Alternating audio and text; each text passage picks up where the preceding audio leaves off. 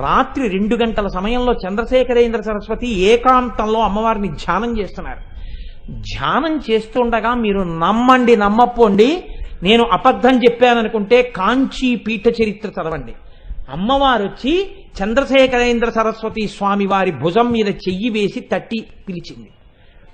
చంద్రశేఖరేంద్ర సరస్వతి కళ్ళు విప్పి చూశారు. ఎదురుగుండా అమ్మవారు నిలబడి జుత్తుని ఇలా ముందుకు తీసి చూపించింది. ఓయ్ పిల్లాడా, నా గుడిని బాగు చేయించడానికి డబ్బు కోసం పాలాభిషేకం చేసి ఇంత దూరం వచ్చావు. నా జుత్తు చూడు పాలతో ఎలా అట్టలు కట్టిందో.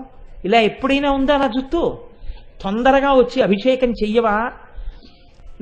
నా గుడి బాగు చేయించడానికి నువ్వు వెళ్ళి డబ్బు అడగాల?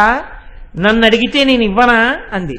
అంతే. ఆయన ధ్యానంలోంచి లేచి వెంటనే బ్రిటిష్ వాళ్ళకి కబురు చేశారు, తలుపులు తీయండి, నేను కంచె వెళ్ళిపోవాలి.